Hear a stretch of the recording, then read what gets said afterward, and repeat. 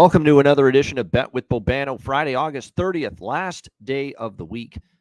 And this is the last show of the week for me with Bet with Bobano. Friday, MLB Friday, college football on the docket for this edition of the show. I do want to make note that we have no Bet with Bobano show Monday. It's Labor Day Monday. I will be gone at the Ticats game, so no show on Monday, but we will be back on Tuesday, more than likely, with the next edition of Bet with Bobano. So let's get into it. We will begin first with Major League Baseball, and then we'll get into the 4 college football games tonight, and there are 2 extra games as well.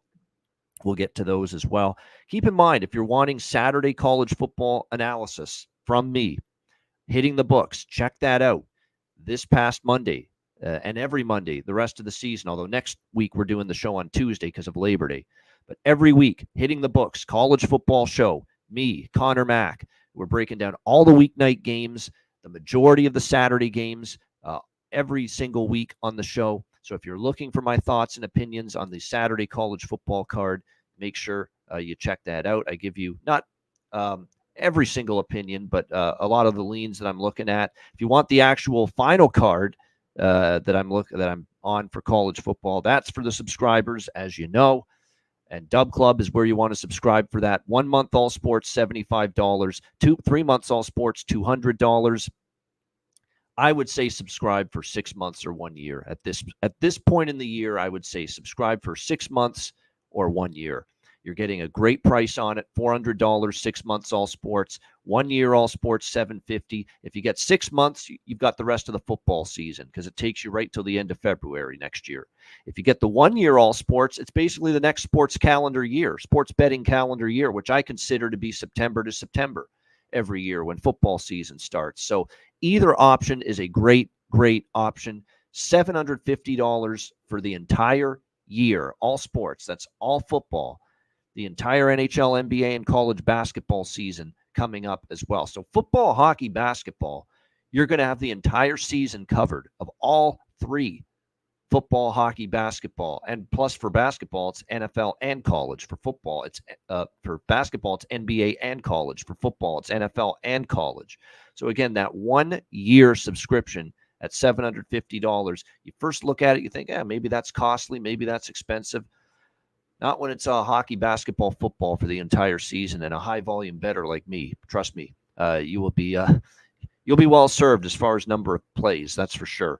1 year all sports. Again, we're coming off a great football season last year, NFL and college football combined. So make sure you sign up for any of those at dubclub.win/r/Bobano. Every wager will be posted there. Sides, totals, player props as well. We're into player props. We'll have a lot of player props for NHL, NFL, NBA. We're going to get into some player props on a selective basis as well this year in college football and college basketball. So player props will be a part of the equation for college sports this year as well for the first time. I've never included player props for college football or college basketball before, but this year I am. So make sure you sign up, dubclub.win/r/Bobano. If you're looking for a lower volume approach, just my top plays and best bets only in all sports on a daily basis, check out SoBet, and you can sign up for $9.95 per month there. 2-1 winning night in college football with the best bet card at SoBet last night. So looking to continue the good results there with that. And last but not least, our good friends at BitWallet. Make sure you sign up for an account, cryptocurrency, sportsbook, and casino. If you've got crypto at your disposal, sign up for an account at bitwallet.bet.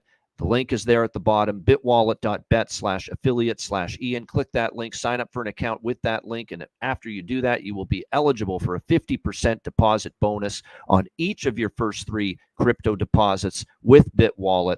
You get all the sports betting options, international and North American sports, live betting, including same-game parlay, live betting, live casino dealers as well. So if you've got cryptocurrency and you've been looking for a crypto sports book, BitWallet is a good one to go with. Sign up for the account with that affiliate link, and you will be eligible for 50% deposit bonus on each of your first 3 crypto deposits at bitwallet.bet. All right. MLB, let's get to it for this Friday. We will begin with Atlanta and Philadelphia. Ronaldo Lopez and Ranger Suarez, the pitching matchup. Philadelphia minus 130, home favorites. 8 the total, shaded to the under. I certainly don't love the way the Phillies are playing right now. Now, I will say Ranger Suarez, very capable of pitching well. Historically, is a guy that's pitched well here in Philadelphia specifically, and he does have a 2.86 home ERA this year. Pretty good numbers overall, but I ain't laying a price with this struggling Phillies team right now. They've struggled. They've had some issues. They've actually played a little bit better lately, 5-1 their last 6. But they were fortunate to come back, beat Atlanta last night. Atlanta looking to bounce back with a guy on the mound in Ronaldo Lopez, who's had just a phenomenal season, bounce back season for him for sure. 1 run or less allowed in each of his last 3 starts.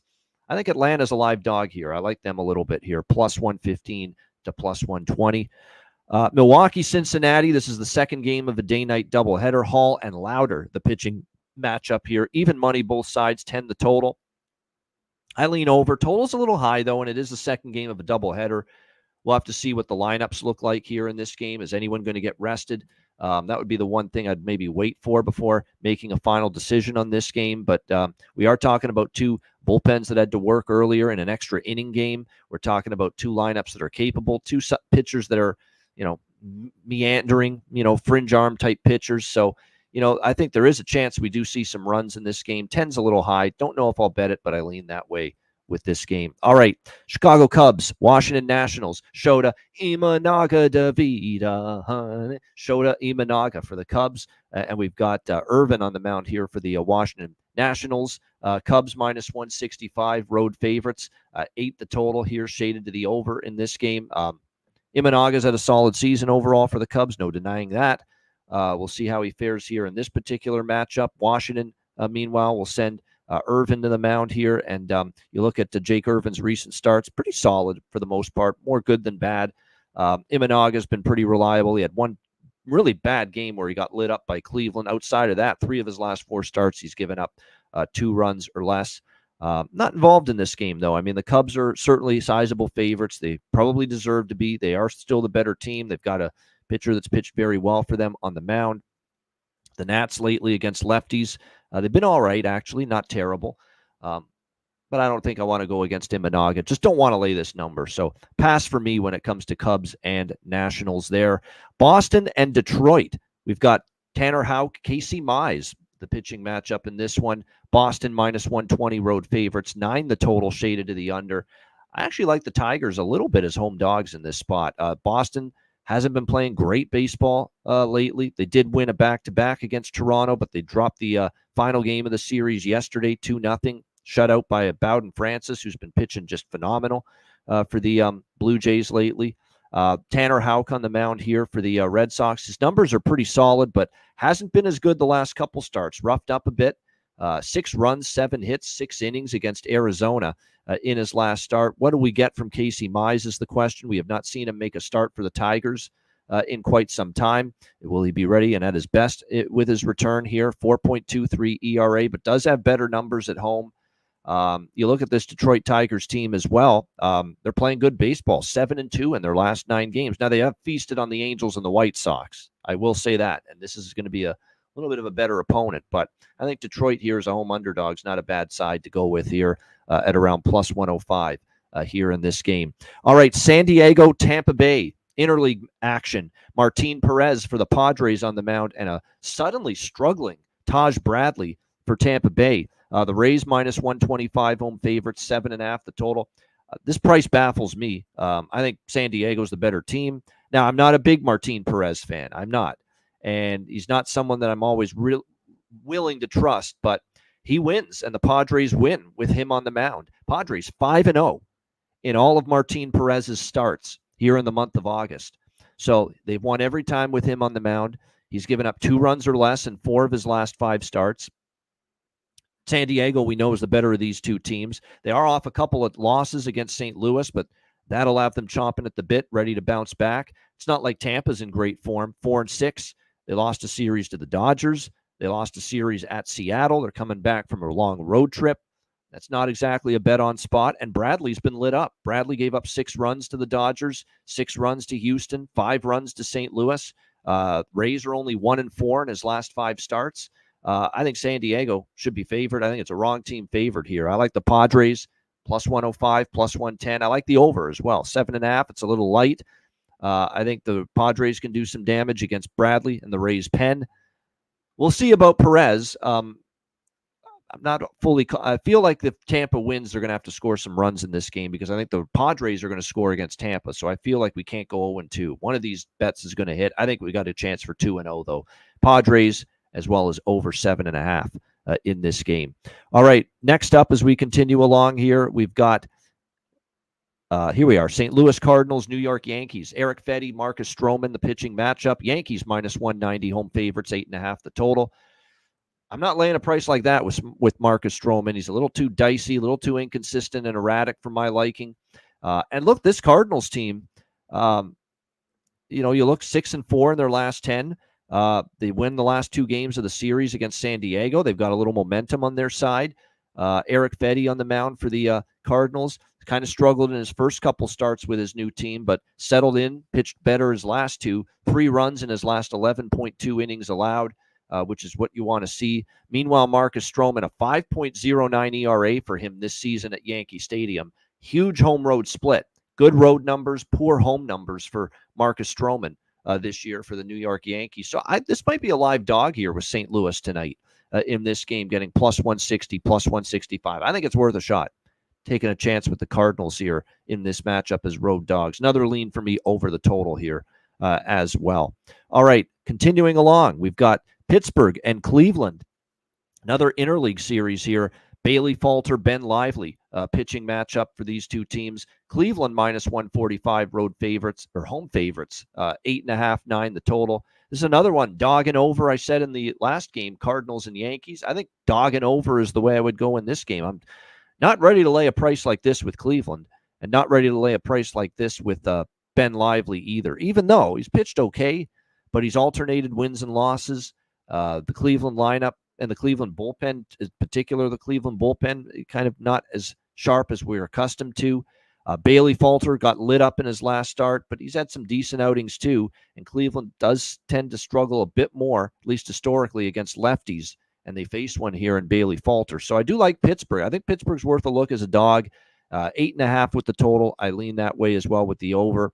Falter, or the last 3 Bailey Falter starts for Pittsburgh have gone over the total. The 4-1 to the over in the last 5 Ben Lively starts for the Cleveland Guardians as well. So both of these pitchers, their games have been going over lately. So like the over, and I lean Pittsburgh here from an underdog standpoint. Think they might be live here in this game. Not to mention Pittsburgh, they are scoring runs, even though they've been losing here these last 3 games to the Cubs.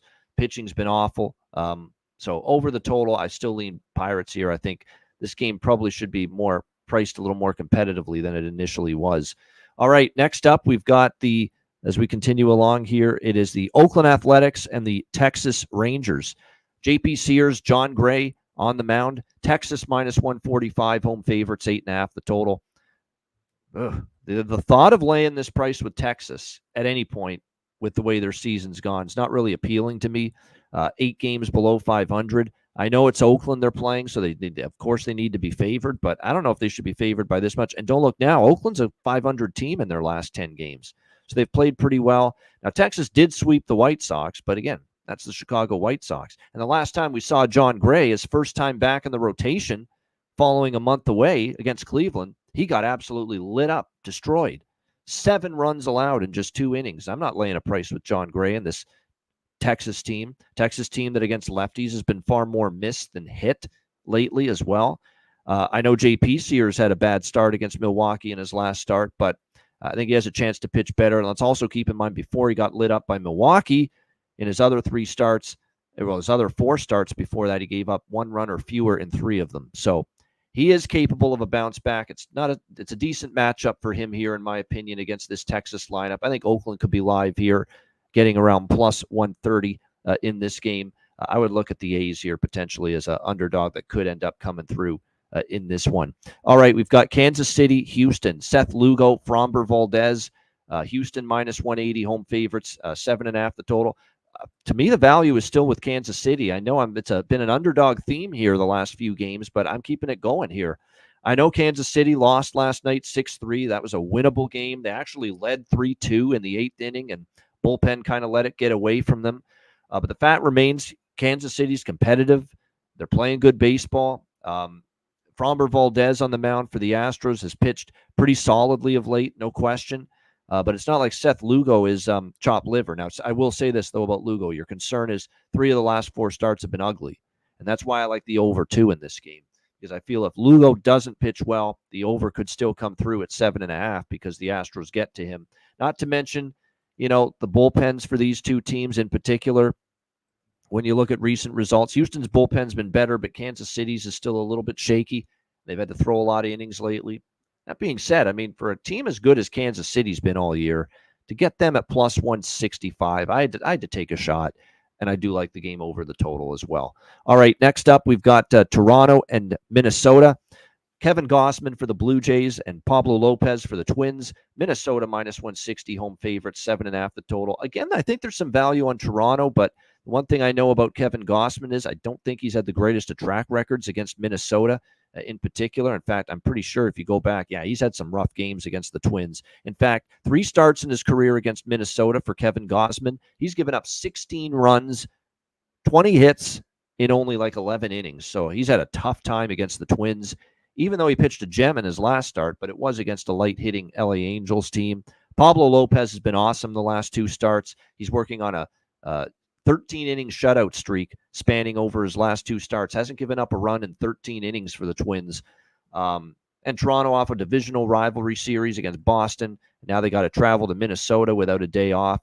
I think it's going to be one of those deals where I would probably still I'd shelve the idea of betting Toronto today, even though I think there is still value and there's going to be good spots and money to be made on Toronto because they got all these young players. They're playing with great enthusiasm and they're playing much better baseball here down the stretch now that the pressure's off. But I don't want to go against Lopez in his current form, so this is a pass for me. Blue Jays and Twins.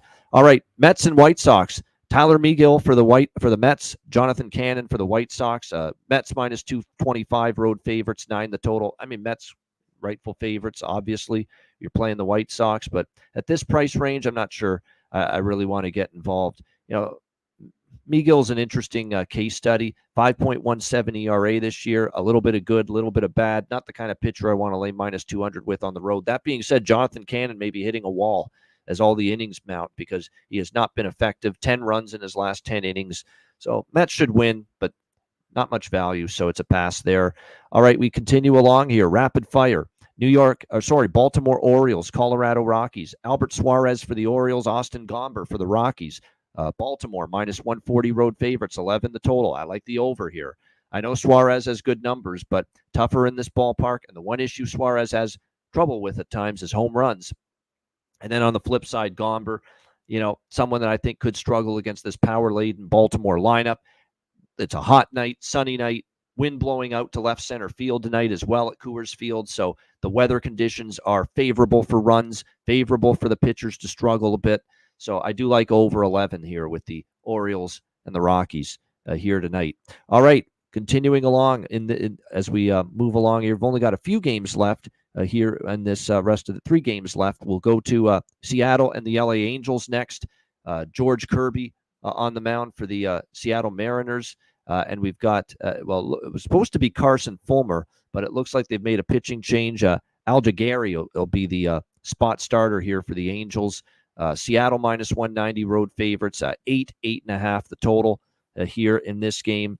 What are we going to get from George Kirby is the question. The thing that frustrates you about Kirby is like with a few of these Seattle pitchers, he's had very good numbers for the most part at home, and on the road, he's not that same pitcher, or at least not as good. So we'll see how he fares here in this one. Fulmer, meanwhile, for the Angels, he's had some tough times. Seattle's actually started to, wake up a little bit at the plate their last few games. It's always tricky to bet an over with the Angels because they're just such a horrendous lineup. They've scored 2 runs or less in 4 of their last 5 games, but Kirby's kind of been erratic. I don't trust him fully on the road. Could he at least get maybe even just a couple of runs from the Angels? If you do, Seattle might be able to chip in enough, and it could go over the total. I lean that way here in this game. Dodgers and Diamondbacks. We've got Clayton Kershaw for the Dodgers, Zach Gallen for Arizona. The Dodgers minus 135, road favorites, 8.5 the total. I'm going to look at Arizona here. Huge series. Obviously, Arizona is a battle for first in the NL West. The Diamondbacks, with the great run they've put together, have closed the gap to 4 games between them and the first-place Dodgers in the NL West. You have Zach Gallen in his more favorable setting as a home underdog, where he does pitch better. Historically in his career, he's always had better numbers for the most part at home here in Arizona. This year, more of the same, 3.19 home ERA, which is a full run better than his road ERA. So I think Arizona's a live home underdog here in this spot. And meanwhile, Clayton Kershaw for the Dodgers, not good in his last start, 5 runs, 9 hits in 5 innings.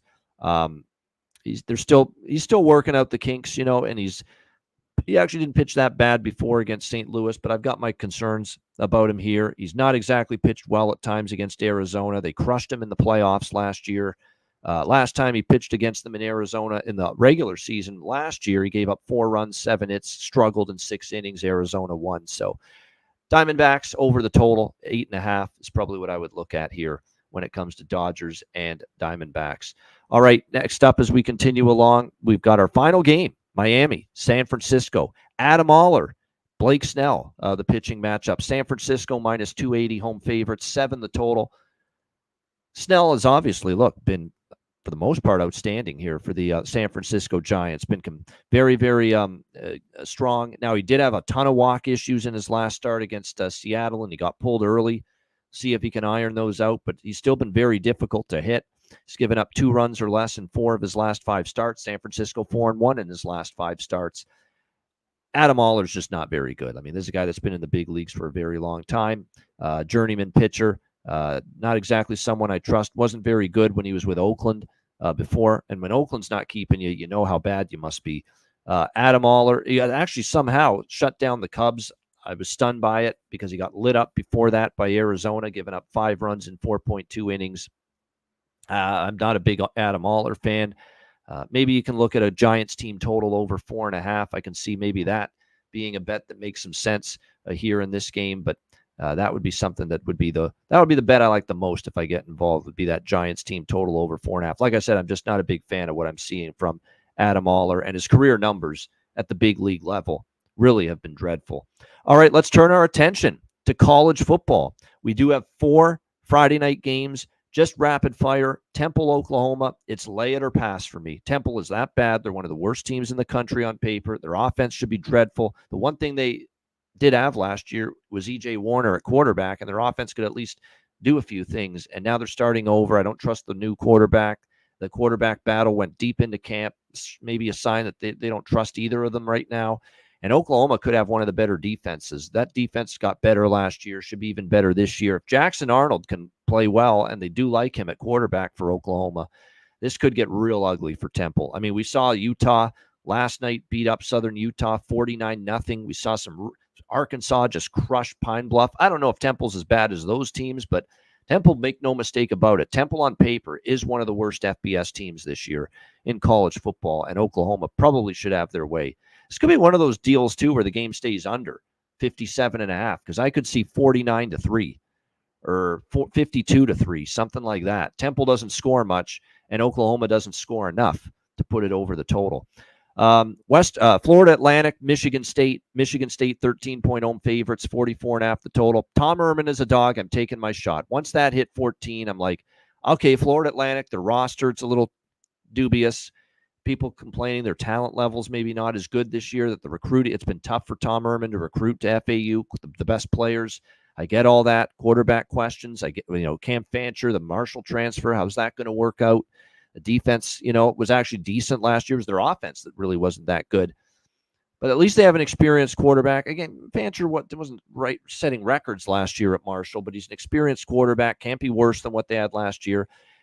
And I love the hire of Jonathan Smith for Michigan State as head coach, but we're laying 13-14 already with Michigan State. It's a big rebuild job ahead. They like Childs, the quarterback, that's going to start here, but I'm not ready to trust Michigan State as double digits, even with my concerns about the quality of the team that FAU has on the field this year. So I still would lean FAU. I think the total's fallen just a bit too much now, 44.5. Kind of lean over there as well. Now that we're getting the best of the number, if you like the over, as low as 44 now with that total. I think now it's just a bit too low. Western Michigan, Wisconsin. Wisconsin 24-point home favorites, 56.5. This is another dog I'm interested in here, Western Michigan, because of the fact that Luke Fickell, long-term double-digit favorite track record, and especially a bigger double-digit favorite, hasn't gone well for him or for Wisconsin last year when they were really big favorites. We'll see what Tyler Van Dyke can do at quarterback. It's a guy that didn't really impress me with consistency last year. Western Michigan's got a very experienced team back. They should be improved this year, the Broncos, both sides of the football. And all we're asking Western Michigan to do is just, compete, hang in there, and stay within 24 points. I think they're capable of it. And again, the long-term numbers of Wisconsin as a bigger double-digit home favorite lately at Camp Randall have not been great. So, like I said, I do think Western Michigan, the side I would go with there in that game. Lean over at the total, but with that game as well. It depends on if Wisconsin plays fast like they did last year. They went up tempo under Phil Longo. They tried to play fast, throw the ball a bit more. I'm reading some things where they might go the opposite way and try to slow it down and run the football a bit more this year. But let's see how this game unfolds before we really have a firm idea of how Wisconsin's going to play from a pace perspective on offense this year. And TCU Stanford, which is the late night game on this Friday night. TCU 8.5-point road favorites, 59.5 the total. I like Stanford over their win total. I think Stanford can compete in this game, keep it a one-score game. There's enough concerns that I have with Josh Hoover at quarterback for TCU, a defense that just was completely awful last year, where I think Stanford could be competitive in this game. This is another game where it wouldn't surprise me to see some points on the board, 59.5, leaning to the over. I will say this, though. The concern about these overs early in the season is we're seeing a lot of evidence of, the communication in the headset, the running clock. The clock doesn't stop now on a first down. We're seeing a lot of instances where there's fewer plays per game because of these little situations. So you got to be a little bit more selective, I guess you could say, with betting overs this year. But this one, I do think the offenses might be the superior unit on both sides. And like I said, I think Stanford is a good side here as a home dog, getting more than a touchdown in this game. And very briefly on the extra games, Lehigh's had all year to prepare for the Army's triple option. Just because of that, I think taking more than 31 is worth a look with Lehigh in that game. Elon Duke, look, Manny Diaz taking over, Mike Elko gone. They lose a lot from last year, including their great quarterback, Riley Leonard. I understand. And Elon was a solid FCS program last year. I can see why Elon's taking money in that game, 24 down to 22.5. There's a lot of people saying, hey, Duke's not the kind of team here, very first game of the year, kind of retooling a bit. New coach, new schemes, new coordinators that we could be seeing. Duke may not be in the best position right here to be asked to win by 24 points in their first game. So I understand the respect for Elon in that game, getting the money in that game against Duke. I have nothing on Colgate, Maine. It's an FCS game. No opinion there. Shout out to everyone in the chat. There we go. That's the Friday MLB and college football card. Nunya. Good to see Nunya in the chat. Virginia minus 19.5 versus Richmond. I kind of like that quarterback that they have, Calandria. I've seen enough Tony Muskett to say he's nothing special. I saw at glimpses of really strong things from Calandria last year. But the rest of that Virginia team, man, and Tony Elliott has not done a good job. It doesn't look like it's a great hire. Some of these guys that get hired because they coached under Dabo, they haven't exactly done great work. And even Venables had a terrible first year at Oklahoma. Am I ready to lay 19 with them? I'm not so sure. But I don't think they made a bad choice as far as their starting quarterback with Calandria under center for them for that game. I actually think he has more upside than the Muskett man. Tony Muskett there for Virginia. All right, so there we go. That is the Friday college football, Friday MLB card. Again, if you want my Saturday takes on the college football board without subscribing, of course, subscribing would be the best way to go about it because you get every wager from me if you subscribe at Dub Club.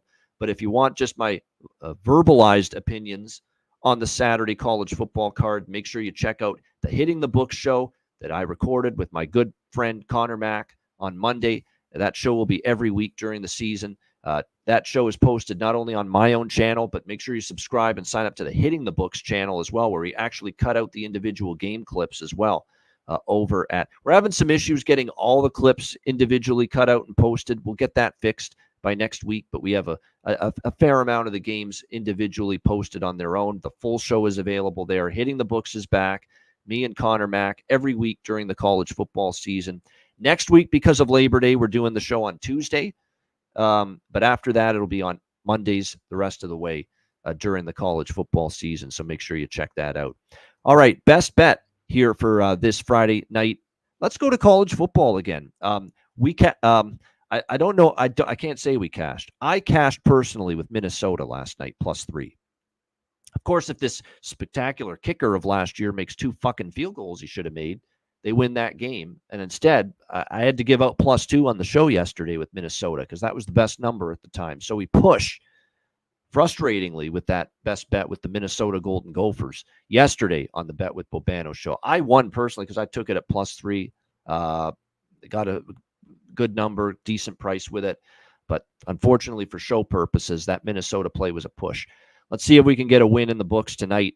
And let's go to that game late night. Best number out there right now looks to be 9 with the Stanford Cardinal. I think they're a live home underdog tonight. I'm not trusting TCU laying this kind of number on the road. And I think Stanford's offense, led by Ashton Daniels, will be very good. Troy Taylor's a very good offensive-minded coach. They bring back a lot of talent. The defense has a room for improvement, but I don't think it shows up as much in this game because TCU's defense has a lot of room for improvement. They weren't a great defense either. I know Stanford had trouble defensively, but so did TCU. I think we're going to end up seeing Stanford competitive, keeping that to a 1-score game. And in fact, there is a 9.5 with Stanford at Bet99 in a couple places. So +9.5 with the Stanford Cardinal against TCU. Stanford +9.5 for my best bet for this Friday edition of Bet with Bobano. Shout out to everyone in the chat. Nunya, Ross Pitts, Timothy, Isaacs. Hit the like button. Have a great weekend, everybody. Enjoy the games and good luck. I'm Ian Cameron. Bet like Tony Soprano. Bet with Bobano. And a reminder, we'll see you back here on Tuesday next week for another edition of Bet with Bobano.